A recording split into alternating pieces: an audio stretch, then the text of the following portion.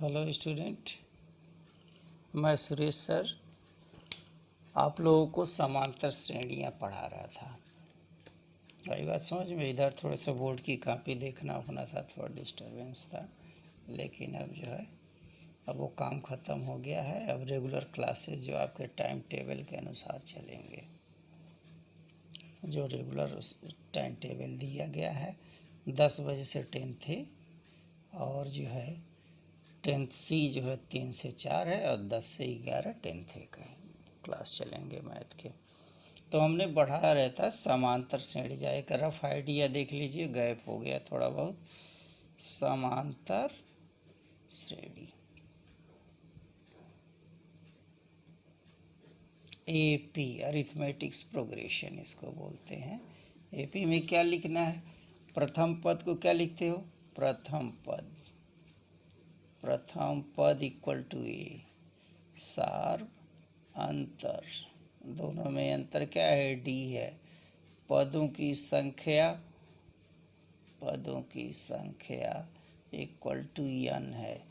अंतिम पद एल से लिखते हैं या यस से एन, एन लिखते हैं, ए एन या ए एन देख, यस से एन क्या लिखते हैं? एन पदों का योगफल ज्ञात करना है।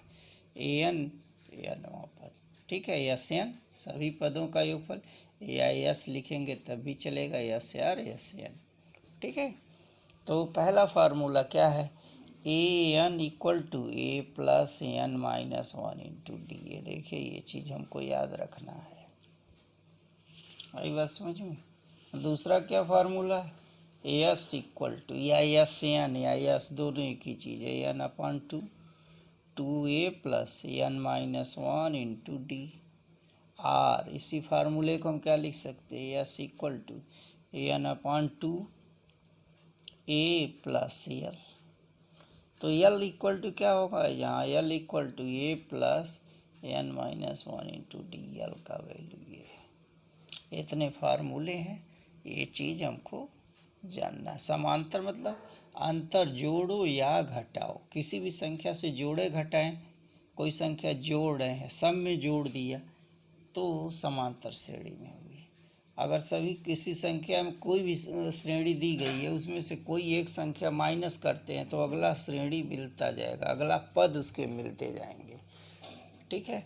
किसी संख्या से मल्टीप्लाई कर दिया तब भी एपी में होगा, किसी से डिवाइड कर दिया तब भी एपी में होगा। बात समझ में आ गई? तो जोड़ना पहला काम क्या है? समांतर श्रेणी में क्या होगा? कोई संख्या, नियत संख्या जोड़ने पे जो श्रेणी, नियत कांस्टेंट मतलब एक अंक, जैसे मान लो 6 जोड़ रहे हो तो सब में 6 प्लस 6 प्लस 6 प्लस 6 जोड़ते जाओगे तो श्रेणी मिल जाएगी। माइनस कर रहे हो तो माइनस कर दो, गुणा कर रहे हो तो गुणा कर दो। यही बात समझ। जैसे कोई श्रेणी दी गई है, अगर मान लीजिए यहाँ पे दिया हुआ है 2 3 4 ये 5 6, ये देखिए ये पी में है, ये डिस्टेंस ये बराबर है। अगर हम सब में 2 से मल्टीप्लाई कर दें, 2 से मल्टीप्लाई करें तो 2 into 2, 3 into 2, 4 into 2, 5 into 2, 6 into 2। आई बात समझ में? तो देखिए कितना होगा, ये 4 हो गया, ये 6 हुआ, 8 हो गया, और ये 10 हो गया, ये 12 होगा। एपी में है कि नहीं है? देखिए ए बी में है। किसी एक ही नियत संख्या कांस्टेंट टर्म से मल्टीप्लाई भी करेंगे तब भी यही होगा, डिवाइड भी करेंगे तब भी यही होगा, ओके। तो ये एपी का थोड़ा सा जो है गैप होने के कारण से, तो समांतर श्रेणी का एनवां पद सबसे important formula n, a plus N minus 1 into d, S n by 2 a n minus, या इसका फार्मूला दूसरा ये चीज़ है। अब देखिए इस पे क्वेश्चन देखिए, ठीक है। एक्सरसाइज के क्वेश्चन देखिए, क्वेश्चन नंबर 4।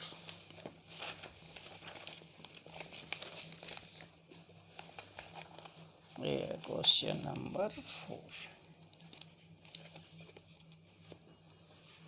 देखो भाई, लिखा है 363 योग प्राप्त करने के लिए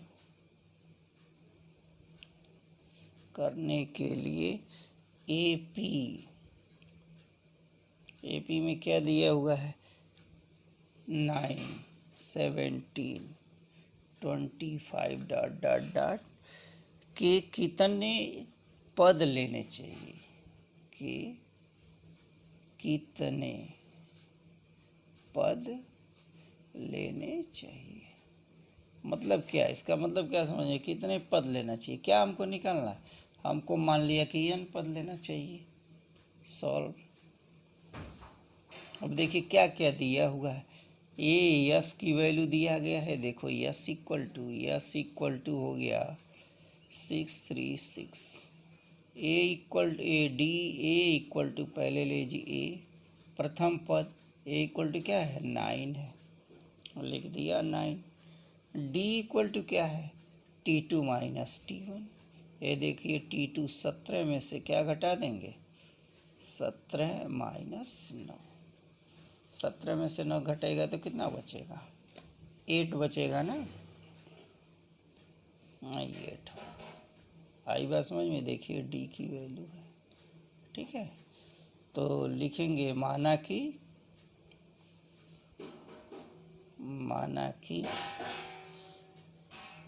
636 योग प्राप्त करने के लिए n पद लेना चाहिए। बात समझ में आ गई। फार्मूला जानते हैं, हम जानते हैं कि S equal to N by two A plus N minus 1 into D. ये सब देखिए, सबका मान ऊपर दिया हुआ है, ये सब दिया हुआ है, सब अपनी जगह पे जहाँ जहाँ दिया है जो वैल्यू रखना है। ये कितना है 636 equal to N by two into A की वैल्यू क्या है, ए की वैल्यू 9 है, प्लस एन माइनस 1, डी की वैल्यू यहाँ पे क्या है 8 है। क्लियर है। अब देखिए इसमें से हम 2 कॉमन ले लें तो क्या लिख देंगे n by two into 2 common लिया तो यहाँ से क्या बचेगा 9, प्लस यहाँ बचेगा 4, एन माइनस 1 4, ठीक है। ये देखिए 2 से 2 कैंसिल हो गया, तो बचा क्या यहाँ, देखिए एन यहाँ होगा 9 प्लस 4n माइनस 4, ये देखिए -4। ओके, अब देखिए 9 है प्लस ए माइनस कर देंगे तो क्या बचेगा n 4n प्लस 5। चलिए n से मल्टीप्लाई कर दीजिए, 4n स्क्वायर प्लस 5n, एक इसके वैल्यू इक्वल है 3 6 इतने के बराबर है। अब देखिए द्विघात समीकरण बन गया, इसका फैक्टर होना संभव नहीं है। Implies that 4n square plus 5n minus 636 equal to 0, ये आ गया। अब इसको हम कौन सा फार्मूला, श्रीधराचार्य का फार्मूला हमने बताया है, द्विघातीय समीकरण का हल कैसे हल करने का तरीका क्या बताया है। तो देखिए किससे इसे तुलना कर लें, A X square B X plus C equal to 0 से क्या करने पर, तुलना करने पर। चलो भाई तुलना कर लो। ए इक्वल टू क्या है 4, देखिए की जगह पे 4 है, बी इक्वल टू क्या है 5 और सी इक्वल टू है -636। ठीक, फार्मूला जानते हैं, फार्मूला क्या होता है x equal to minus b plus minus b square minus 4ac under root upon 2a। ठीक है, ये इसका फार्मूला बन गया। तो फार्मूले में सबका वैल्यू रखिए, ए बी की वैल्यू क्या है, यहाँ पे देखिए बी की वैल्यू क्या है, ये है -5 प्लस -5 का होल स्क्वायर अंडर रूट में -4 ए की वैल्यू है 4 और सी की वैल्यू है माइनस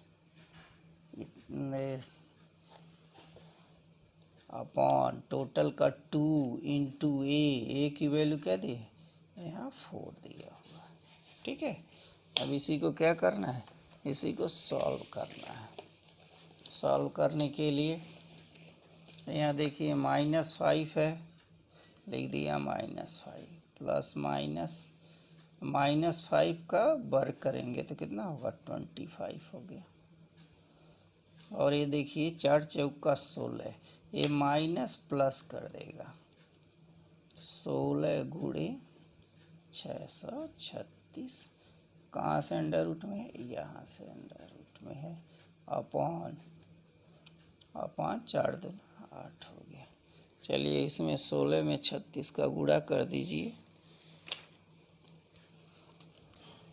तो गुणा करने पे कितना होगा ये देखिए 16 गुणे 36, यहाँ इसका गुणा करें, यहाँ देखो 6 3 6 गुणे 16 हो गया। चाचा के 36 6 3 हो गया, 36 18 3 21 1 2 हुआ, और ये हुआ चाचा के 36 और 2 36 और 2 होता है 38 हो गया। फिर यहाँ हुआ 6 3 6, ये 6 हो गया, 6 1 7 हो गया, 8 3 11 हो गया, हासिल 1 हुआ, 6 3 9 1 10 हो गया। इतना इसका वैल्यू आया। जरा चेक कर लीजिए एक बार और, ये लिख दिया, इतना हो गया। ठीक है, अब इसमें कितना जोड़ना है, प्लस ये देखिए 25 जोड़ना है, तो यहीं पे 25 जोड़ दें। 25 जोड़ेंगे तो 6 5 11 1, ये हुआ 7 2 9 1 10 हो गया। फिर ये क्या होगा 1 और ये होगा 2 और ये 10 हो गया। इतना होगा ये चीज़। तो बचा क्या, यहाँ देखिए -5 प्लस माइनस ये है 10 20 1, यहाँ देखिए जो लिखा है मल्टीप्लाई किया है, अंडर रूट अपॉन कितना, अपॉन 8 हो गया। आई बात समझ में। अब इसका वर्गमूल हमको निकालना है। आई बात समझ में, इसका वर्गमूल कितना होगा, ये देखिए 1 0 2 1, ये जो है 101 का वर्गमूल होता है। वर्गमूल आप याद रखें, कुछ तो इम्पोर्टेंट है। कितना होगा, equal to x equal to -5 plus minus under root में कितना होगा 101 अपॉन 8 हो गया। अब इसमें क्या हमको लेना है, पहली बार में हम पॉजिटिव ले लें और दूसरी बार में नेगेटिव ले लें। आई बात समझ, या अल्फ़ा बीटा 2 रूट लेते हैं कि नहीं लेते हैं।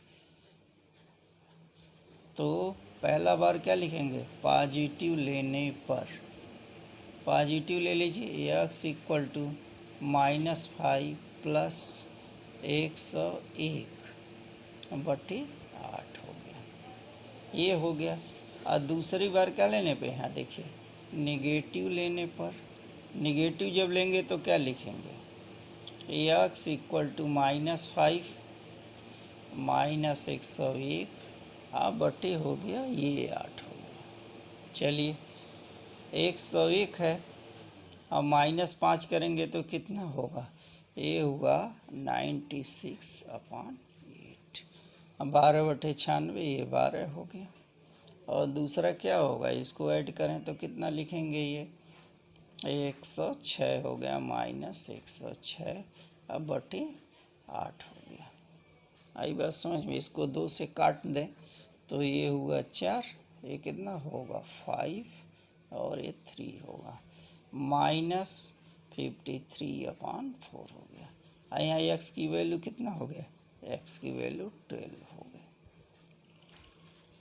अरे वो सॉरी, यहाँ n की वैल्यू है, ये फार्मूले में x नहीं होता है, n होता है। n की वैल्यू निकालना है, लेकिन फार्मूला क्या होता है, x होता है, तो ये n ही लिखें, n की जगह पे n इक्वल टू x लेने पर। ठीक है, तो ये हुआ n इक्वल टू कितना होगा, ये होगा 12। तो कितने पद लेना चाहिए, अतः 636 प्राप्त करने के लिए 12 पद लेना चाहिए। बात समझ में आ गई? ये क्या है, ये निगेटिव क्वांटिटी है, इसको क्या लिख देंगे, अमान्य लिख देंगे। अमान्य मतलब ये मान्य नहीं है। आई बात समझ में? ये देखिए क्वेश्चन तो काफ़ी बड़े बड़े क्वेश्चन हैं। अब देखिए अगला क्वेश्चन नंबर 5, ये लास्ट क्वेश्चन रहेगा। ये देखो क्वेश्चन नंबर 5। क्वेश्चन नंबर 5 कह रहा है किसी समांतर श्रेणी का प्रथम पद a इक्वल टू 5 दिया हुआ है, अंतिम पद an इक्वल टू 45 दिया हुआ है, और योग कितना दिया है, योग इक्वल टू 400 दिया हुआ है। तो पदों की संख्या क्या निकालना है, पदों की संख्या कितनी होगी, और दूसरा चीज क्या निकालना है, और सारांतर ज्ञात करना है। सारांतर ज्ञात करना है, ये कितना होगा। ठीक है, तो देखिए पदों की संख्या यहाँ पे क्या दिया हुआ है, हमको पहला n निकालना है, फिर सार। देखिए इसको क्या लिखना है, यहाँ पर a की वैल्यू रख देना। a की वैल्यू क्या है, 5 प्लस n-1 इंटू डी। अब इसको हम इधर पक्षांतर कर दे तो क्या लिखेंगे, यहाँ 45 minus 5 equal to n-1 into d. ठीक है, तो कितना होगा 40 n-1 into d, implies that an-1 into d equal to कितना है, 40 है। इक्वेशन नंबर फर्स्ट, ये समीकरण फर्स्ट ले लिया। अब देखिए अभी हमने लिखा है s इक्वल टू क्या लिखा है, an/2 a प्लस एल, ये फार्मूला भी बताया है। तो देखिए s की वैल्यू कितना दिया है, 400 यहाँ दिया है, तो लिख दो 400 इक्वल टू n/2। a की वैल्यू कितना दिया है, a की वैल्यू दिया है यहाँ पर 5 प्लस l की वैल्यू कितना दिया है, l मतलब अंतिम पद, ये l ही समझिए, n बुझिए, दोनों का एक ही सेंस होता है। कितना लिखेंगे, 45 लिख दिया। चलो इसको ऐड कर लो, an/2 इंटू कितना होगा, 50 होगा, इक्वल टू 400। इस देखिए ये 0 से 0 काट दिया, फिर क्या होगा, ये 5 8 पचे 40, 60 हो गया। 8 equal to n/2 implies that, यहाँ तिर्यक मल्टीप्लाई कर दें, n इक्वल टू कितना हो गया, 16। n का मान निकल गया। देखिए यहाँ n हमको निकालना था। अब n का मान समीकरण नंबर 1 में रखने पर, तो यहाँ से d का मान निकल जाएगा। आई बात समझ में? तो क्या लिखेंगे, an का मान समीकरण 1 में रखने पर, समीकरण नंबर 1 क्या है, यहाँ देखिए n-1 इंटू डी, तो 16 minus 1 into d equal to 40। अब देखिए 16 में से 1 घटाएंगे तो 15d इक्वल टू 40, तो d इक्वल टू 40/15। चलिए 5 से काट दीजिए, 5 3 आए 15, 5 बटे 40, d इक्वल टू 8/3 हो गया। ठीक है, 8/3 हो गया। तो n का मान, यहाँ देखिए पदों की संख्या, तो क्या लिखेंगे, अतः पदों की संख्या कितने होनी चाहिए, इक्वल टू 16 होना चाहिए n इक्वल टू, और सारांतर d इक्वल टू 8/3। यही क्या होगा, ये इसका आंसर होगा। ठीक है, तो ये क्वेश्चन जो है क्वेश्चन नंबर 5 हो गया। अब इसी तरह से क्वेश्चन करें, कल भी इसी तरह से क्वेश्चन बताया जाएगा। अब हम पहले चैप्टर से शुरुआत करेंगे। ठीक स्टूडेंट, थैंक यू।